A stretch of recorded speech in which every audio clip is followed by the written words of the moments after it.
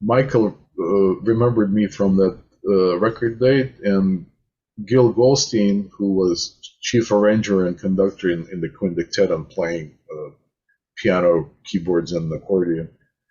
He knew me because he was at the onset of Mingus Orchestra, which Sue Mingus kind of Mm. created all anew. And we played at Berlin every Tuesday starting in 2000, maybe 2 years down the line from the point when I joined the Mingus band. And Gil knew me from working there. So when my name popped up, like, yeah, let's have him, you know, go. Japan was the first destination where we went. And uh, yeah, the last 2 years, the sextet was kind of like in between the quintet gigs. When we went to Japan initially, it was not a quintet; it was a sextet Oh because wow. Wow. Beautiful. now they only have one blue note left in Japan, which is in Tokyo, where we played 2 weeks ago. Going to Japan for the first time since pandemic was almost like spiritual experience after not being there for so long. Back then they had Blue Note in Nagoya, in Fukuoka, in Osaka.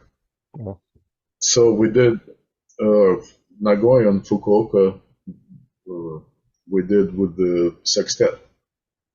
So we started with the sextet, and then the original American quintet came in Osaka, and we played there, and then moved to Tokyo. And that was the first one. And then uh, Michael still had his quartet. They toured here and there, which consisted of Joey Calderazzo, his longtime associate on the piano, Tane on drums, and Chris Mingdoki was playing bass. yeah. And it just so happened that in the summer of 2004, Chris had a baby, and Michael had some quartet hits. And I came in, and playing with Tane was familiar. Uh, Music did not really cross. It did not cross. He was doing completely different tunes with the quartet, so it was a very interesting experience. I had to kind of reset my head and play with Michael in a different setting.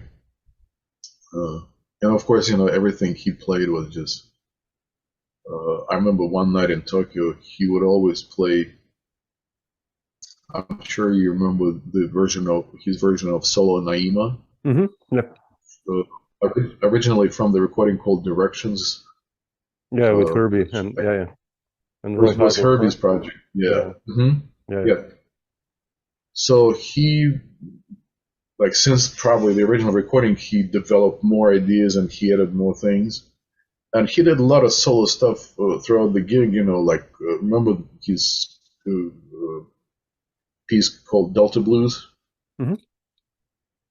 which originally was developed in the quartet setting, but then Gil wrote an arrangement for the live stuff, and he would the melody on it, like almost impossible intervals on, Yeah. but he would play an intro to that, which was kind of like uh, the melody itself on some other kind of drugs, and he was doing that. He was doing a lot of solo Eevee because the new Eevee prototype was just then, created, and uh, he was basking in Eevee. He would sit days Mm. and nights through practicing in the room. He would create things that you could not understand how were created, like textures and harmonies. And he loved the fact that because I would go see Brecker Brothers in '92 at the Blue Note, and Michael was playing the serial Akai Eevee, and he had two big racks with the Kurzweil and Akai samplers and stuff, and it was so complicated.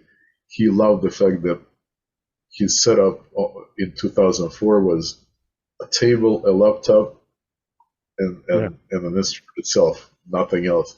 Not even a pedal board, because all the switching that previously had to be done at the pedal board everything was done in the outer ranges of the instrument.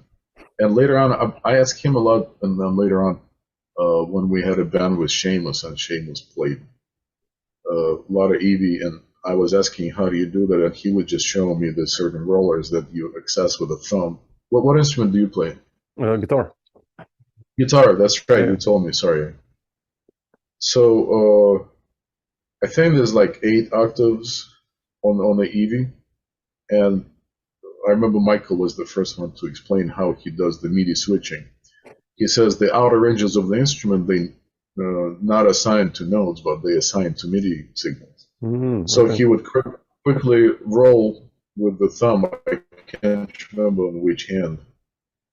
Maybe there's some controllers on both thumbs, Quickly roll to the zone where the instrument doesn't produce the MIDI note, but it produces the MIDI signal. And that signal would switch something in Logic or in the appropriate sound module,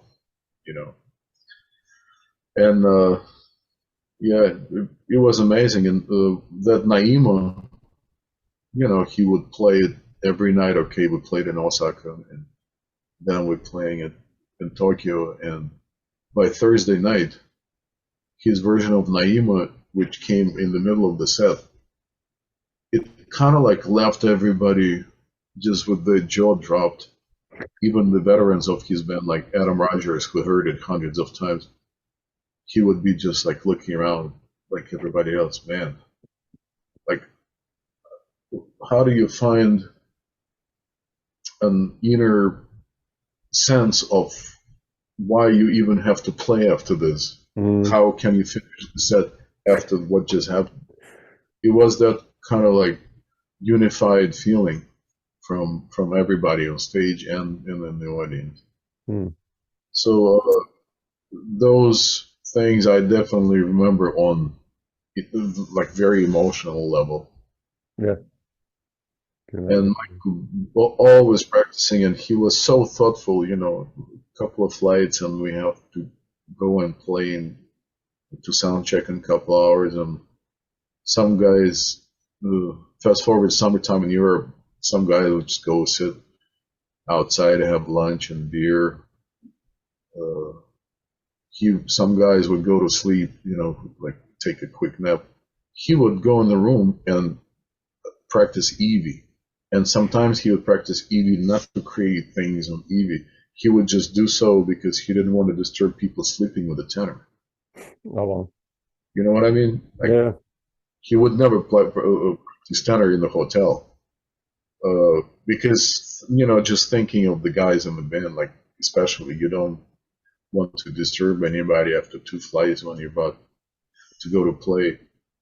And then there'd be board recordings, and I kept asking Michael, can you show me, especially the first trip? I'm just getting into it.